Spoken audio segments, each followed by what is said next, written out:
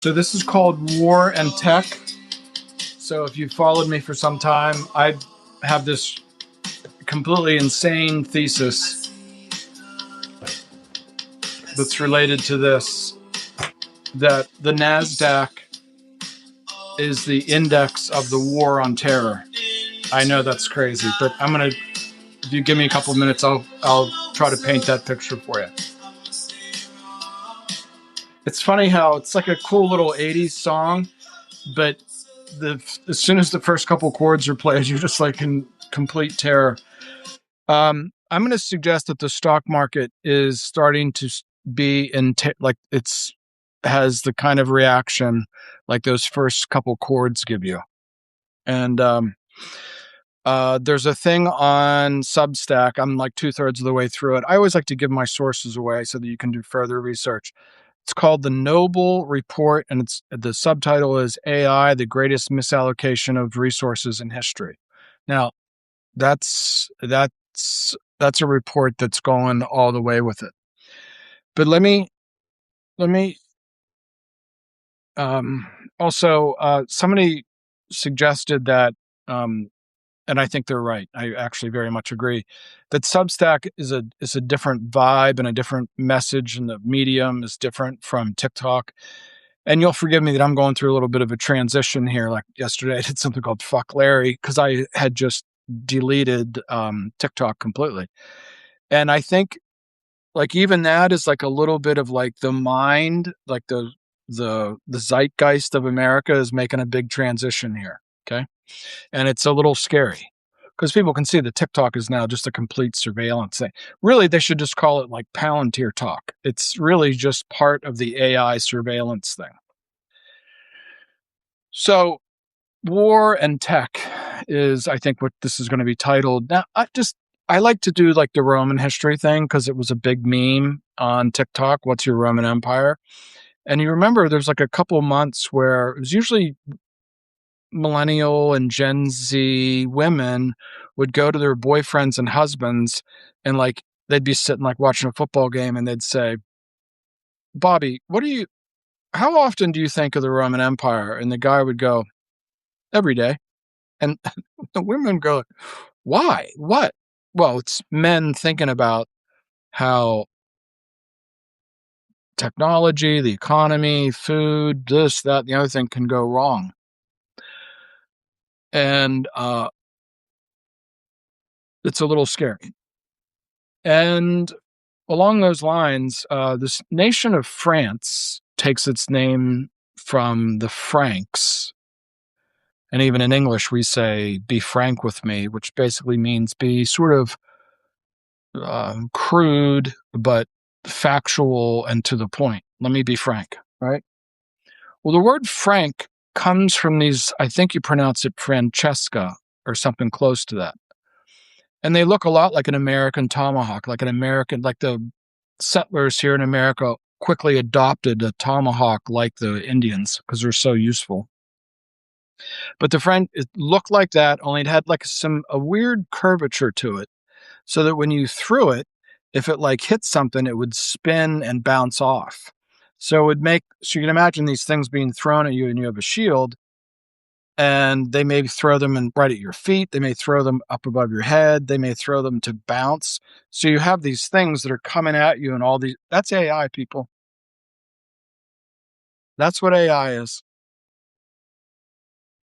And if you want to give it a headline, financial markets always make a move, and then the media's job, or if you're a stockbroker like I used to be, then you have to create a narrative that explains the movement in the market. Those two things don't have anything to do with each other. But the narrative is that Anthropic just came out with a new tool, and people are like, well, you could just go make all the software from anybody with that tool for like, I don't know, $50 a month. Now think about this. There's all these tech warriors that just got laid off. There's 35,000 from Amazon. There's 35,000 from UPS. I mean, those numbers happened before the holidays and then again. there's 9,000, 18,000 from Microsoft, this, that, and the other thing.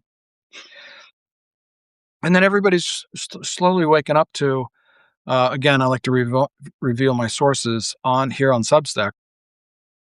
Super Intelligent has a really, I think I have it pulled up so I could reference it. Super Intelligent has a really good piece today, and it just says that how anybody can use AI to make software. Well, the NASDAQ, here, let me throw the numbers at you, and then we'll get into what I really think is happening is the tech is destroying the tech. Hold the thought. So the NASDAQ is $25 trillion. It's not quite half of the stock market, but it's about half. The Magnificent Seven has been 40% of the S&P 500 for like the last couple of years. Do you see how big this is? Do you see how dangerous this is? Well, no, I don't really get it yet. Well, stick around. Okay. But just the numbers are like really incredible. So the NASDAQ is $25 trillion. India, the Indian stock market, is $5 trillion.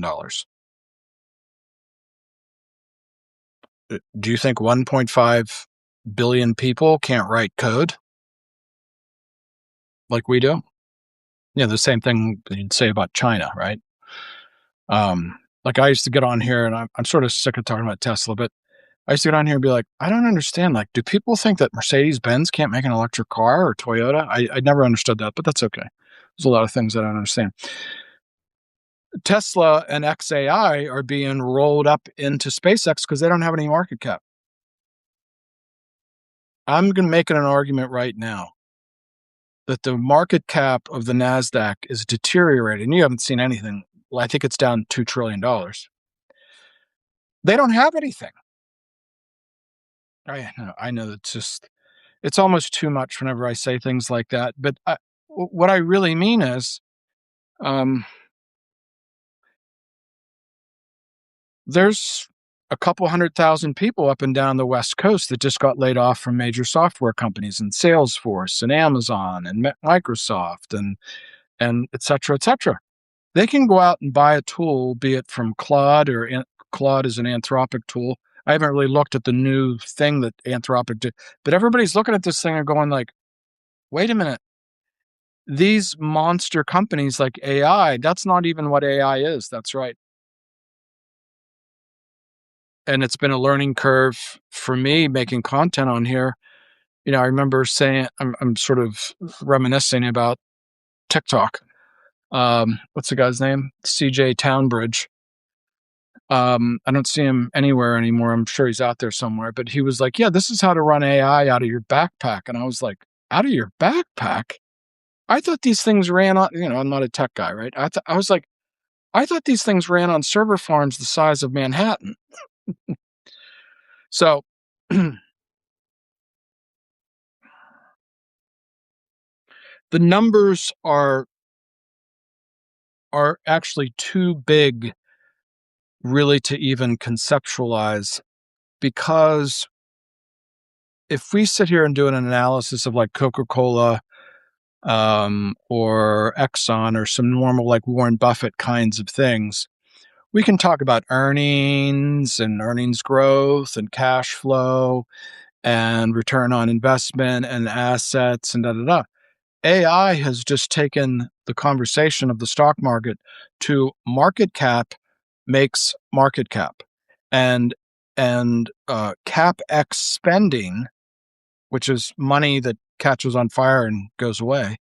CapEx spending creates market cap. In other words, the more money you spend, the more the market has rewarded. That just changed. That just changed.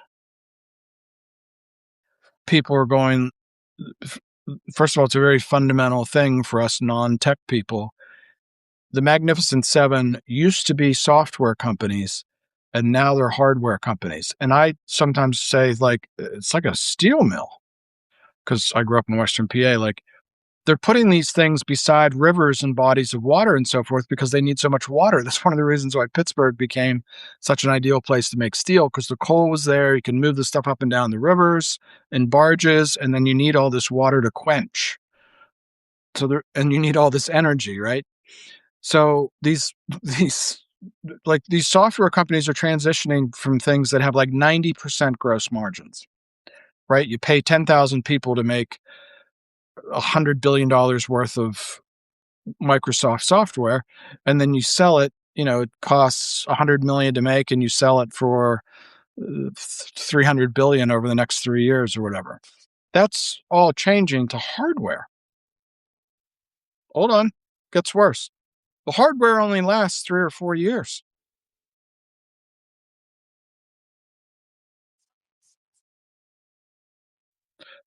So people are looking at these software companies, which are all in on mega AI, on like open AI projects. And then like these other things, we haven't even gotten to the Chinese ones. I'm just focusing on Anthropic. And people are like, what does the NASDAQ even have? The NASDAQ doesn't have any book value. Like, what are the real assets of Microsoft? I'm sure there is a book value for Microsoft. I don't know what it is, but I guess there's patents and but it's just people writing code, right? It's a software company. This is how trillions of dollars of trillions of dollars of I want to impress upon you, this conversation is so serious. This isn't like a series of predictions. This is worse than Tesla. This is like, what is the NASDAQ? Like, do they even have anything?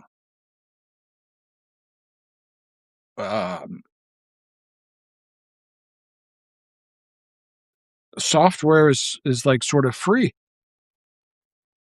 Even Warren Buffett in his last meetings, when he said, I'm resigning as the CEO, somewhere in his goodbye letter, he made sort of a Warren Buffett kind of quip, which he does. He has a sort of a dark sense of humor. Like when he was interviewed, you might remember, about the Trump tariffs, in his like Omaha Midwestern ha ha ha way, he said, tariffs are like an act of war.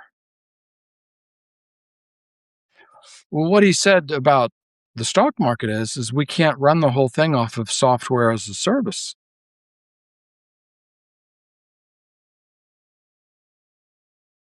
In other words, and he recently invested in Google, and he invests in Apple. And, he sees those two companies like a Coca-Cola, right? Just these enormous things that they sort of are monopolies. They're basically monopolies.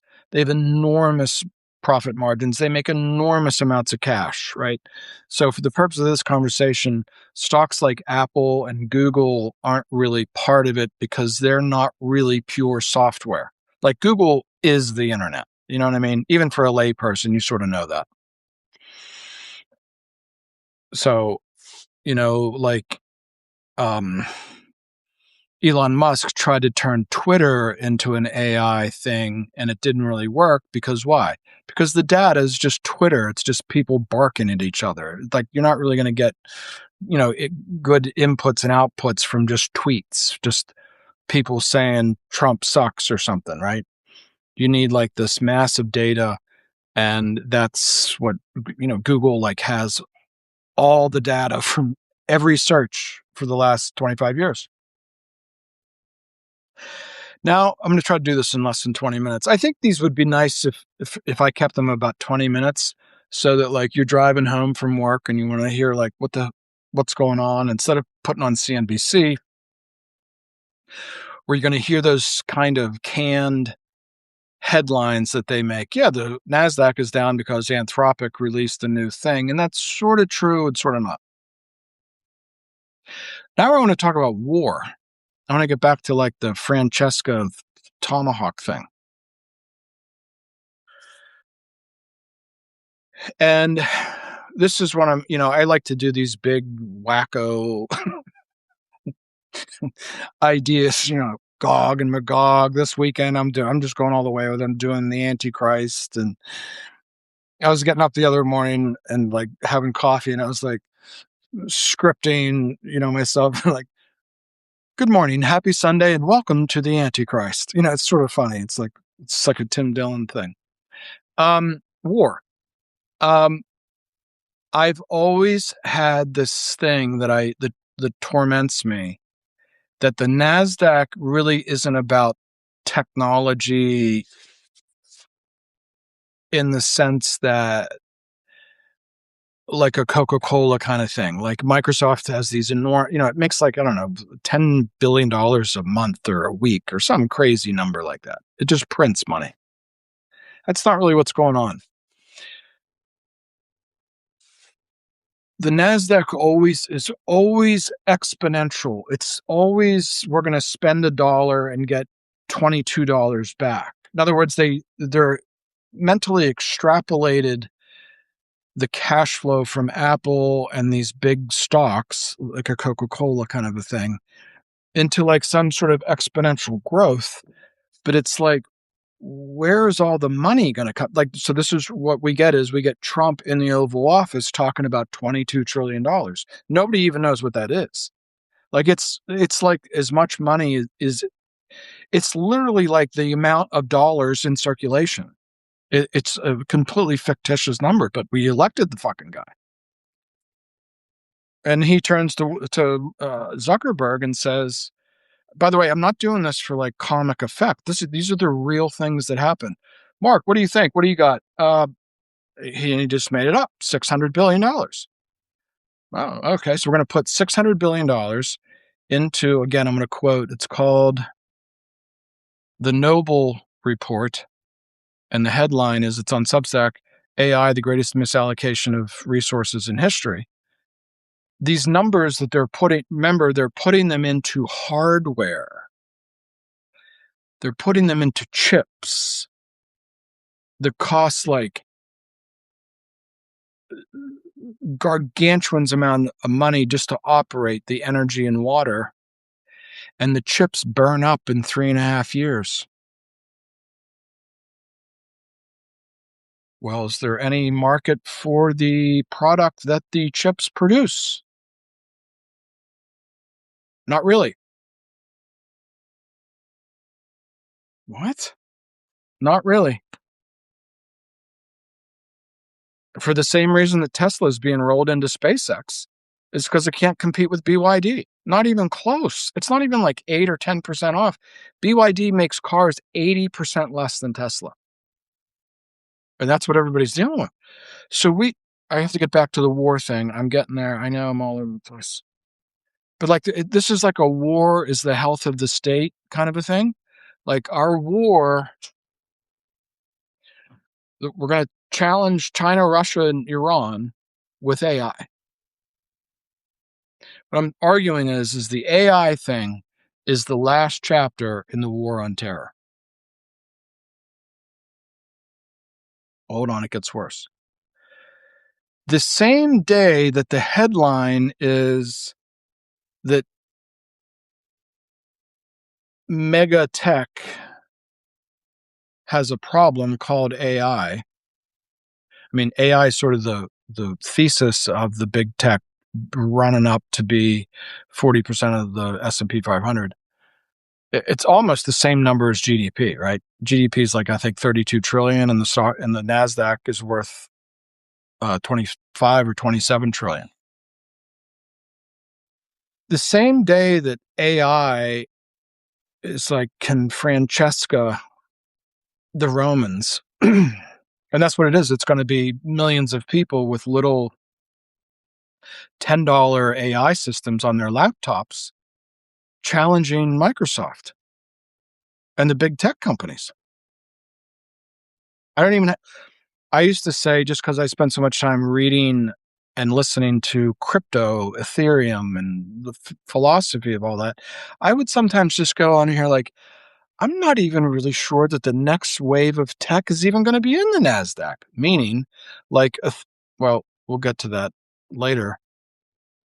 So, like right now, from what I see, I think Ethereum's back down to 2,000. I can tell you right now, the next biggest tech investment you could make, and this is exactly how you should look at it, is Ethereum.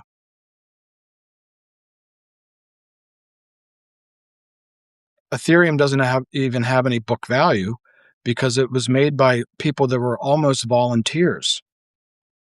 It's like a different business model. It's not a C corp.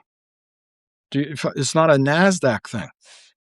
It's like its own self-contained ecosystem. It's more like Costco, right? Costco doesn't make any money on the pistachios. It makes money on your membership. Makes very little money on the pistachios. I like pistachios, and you go in and there's like a giant, thing of them for like $10, and I'm like, woo! War. There's something else that I've done in this thing, and when I created content, I would go back, and this is sometimes called social economics or socionomics or things like that. It's sort of a kind of behavioral economics, and it links economic activity to human psychology, which I think is at this stage in life almost irrefutable. And this is, when you sit and you spend hours like listening to Warren Buffett and says, if you bought a stock and it goes down 40%, it doesn't mean that something's necessarily changed. It just could be that it's cheaper. When you buy a farm or a house, and if somebody walked over and said, I'll give you 40% less the next day, you wouldn't necessarily sell it. But he's Warren Buffett, and the rest of us are like little people. But something very, very, very, very significant just happened in the war on terror, which my thesis is that Minneapolis is the next phase of the war on terror, and the ICE agents are leaving. And I don't know why. You see where I'm going with this? If you look at the NASDAQ, can I pull that up for you? When I look at the NASDAQ, and because I experienced this as a stockbroker, let's see if I can find it for you. So there's 9/11. Yeah, actually on an iPad, this is a lot of fun.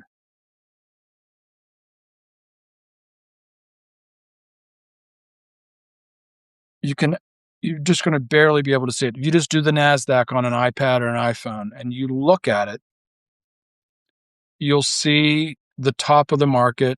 I think it was 5,000. Yeah. It's like 4,000. February 1 of 2000. It was like this is the NASDAQ composite, by the way. Was at 3860, and then we had the .com bust, and it went down, and it went down, and what made it go back? No, I don't mean that. It's not what made it go back up, but psychologically, it started back up, not with the invasion of Afghanistan, with the invasion of Iraq. And I remember sitting there as a stockbroker. I've told this story many times. I'm just like a young dude. Like I've been a stockbroker for just a couple of years, and I'm looking at my Quotron, and I'm looking at the tanks and the armored personnel carriers fly across the desert to Baghdad. And as soon as the war started and like it became, we did like a shock and awe blitzkrieg kind of a thing. And then we got to Baghdad and like it was a clusterfuck. But we were racing across the desert and the NASDAQ just took off again. And I was like, what does that have to do with that? And I've never gotten an answer, and I've never been have anybody. It's just all psychology, people. It's just all psychology. And here we wake up one day, and the troops are coming out of Minneapolis the same day that people are looking at the NASDAQ going, Jesus Christ, I don't even think they have anything.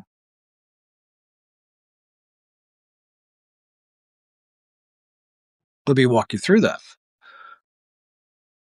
So, well, this week I talked to a guy to be our interim CTO, Chief Technology Officer, who was laid off from a software gig and moved to San Diego. And I was like, well, we got lots of work to do. And like, I don't understand tech, and I need someone to just make all the calls in tech. Well, there's several million of him.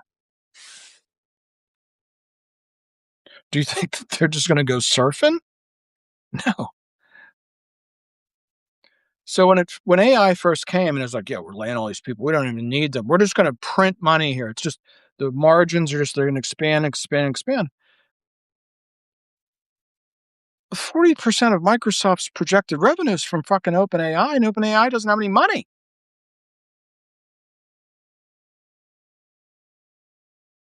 OpenAI doesn't have a business. It I did it a couple days ago. I won't repeat myself. But there's something going on here, people. I'm telling you, there's like some sort of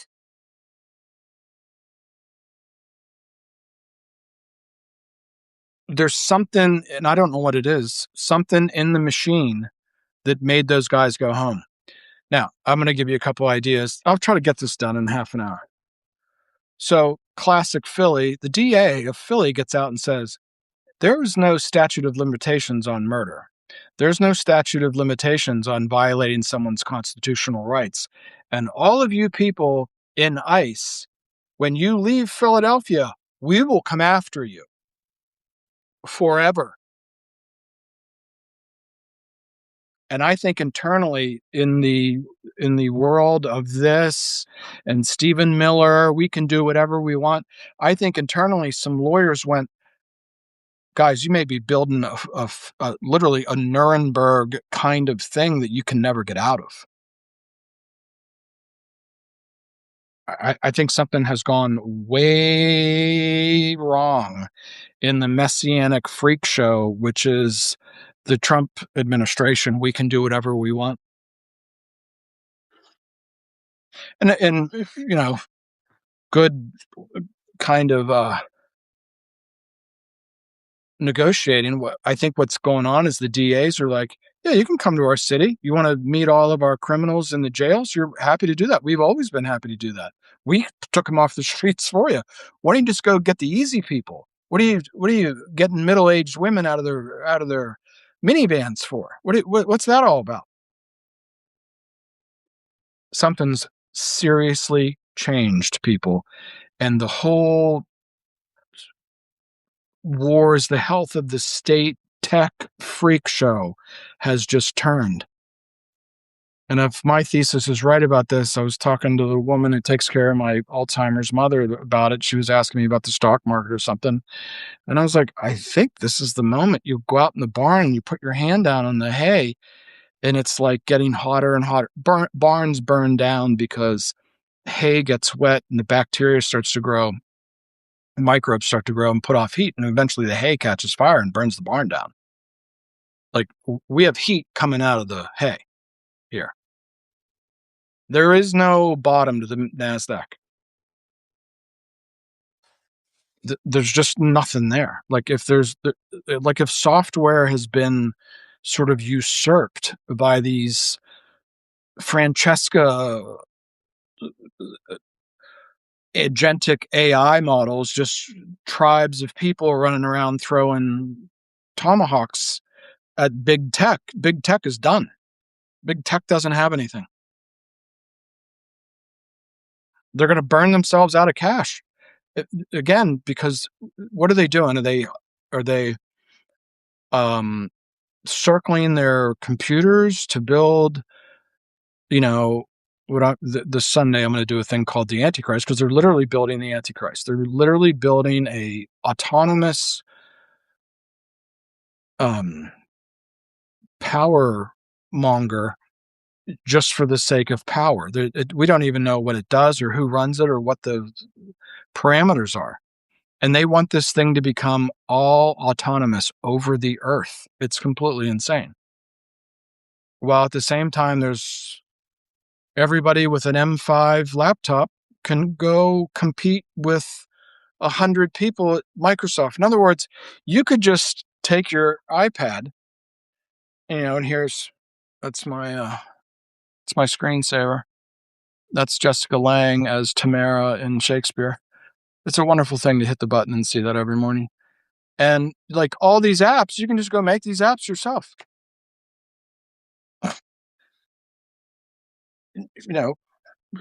Kimi, DeepSeek, Gemini, Claude, Manus. You could just get on them and say, like, I've never even done a thing with Manus that took longer than, I think one time I did something that took 40 minutes. And again, I go back 2 or 3 years ago, I heard CJ Townbridge go, you don't need these things to execute in, to touch the face of God in 90 seconds. So if I say, let's do something easy like a chess app. If I say to Manus, go make me a chess app, and I'm like a slightly above average chess player, like I don't need it to be Bobby Fischer. I probably can do it while I make a sandwich. Zoom. It's probably not terribly difficult to build a Zoom.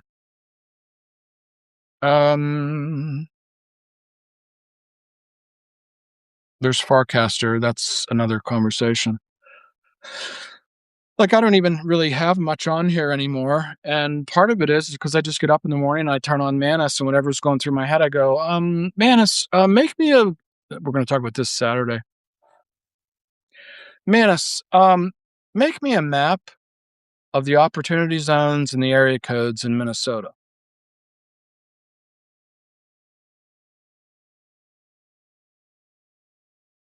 Four minutes.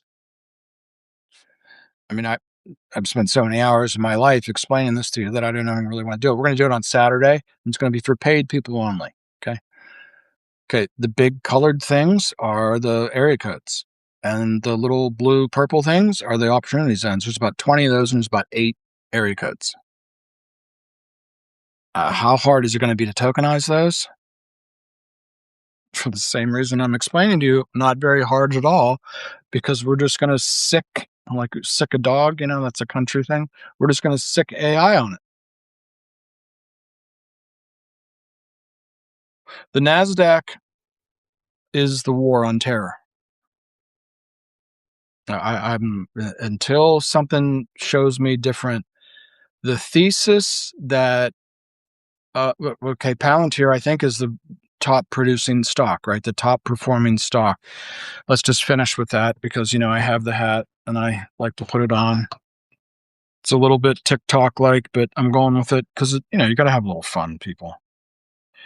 Let's see if I'm right about that. Go watch the video of Alex Karp celebrating their earnings. Like, this guy is just sit there and watch him and just sort of lean back in your chair as though you're like in the room with him, and ask yourself if you think that guy's long-term personal and business future is going to be prosperous. And see if you want to tie your net worth to him. Hold on, not even net worth. See if you want to tie your lifestyle to him. What do you mean lifestyle? Just what I said. Oh, this is interesting.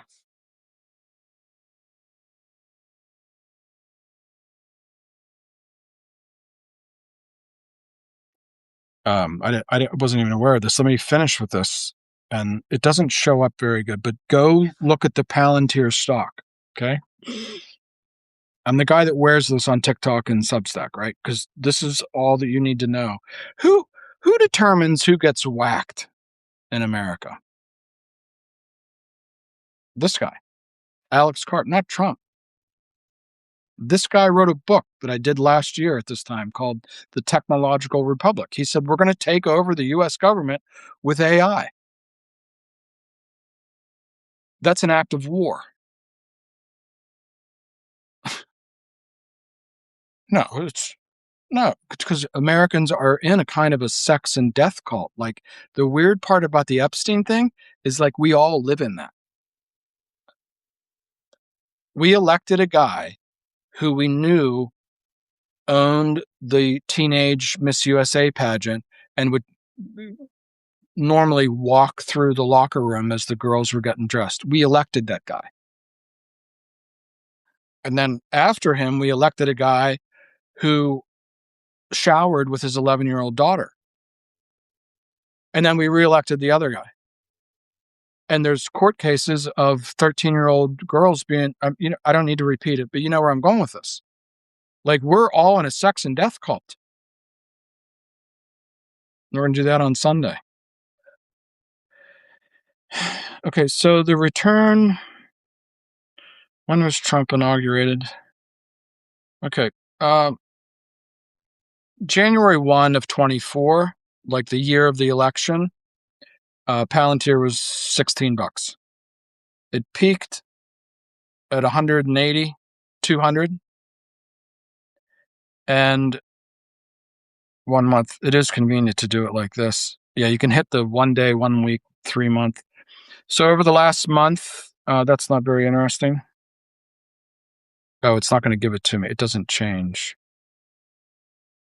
On my phone, I think it changes. But it's currently traded at 133. So it's down 70 points since its high. And its high was, it was at 200. Oh, there it is. In October. It peaked on October 27th last year at 200. And what's that? Not quite 6 months. It's down 70 points, which means it's down by a third. That's all psychology. At its high, I think it had a PE ratio of 500, which is like, it's fairy dust. It's like the McConaughey thing. It's a this, it's a fizzy, it's a woozy, it's a wazy. It doesn't exist. And it's all government money. See what I'm getting at here? The tech, the government, and the war is all the same thing. And it's collapsing. And the troops are leaving Minnesota. So my point to you is, is this like Pickett's charge? Do you know what Pickett's charge was? Robert E. Lee comes to Pennsylvania and goes toe-to-toe with a massive 100,000 people against 100,000 people or something like that, and does this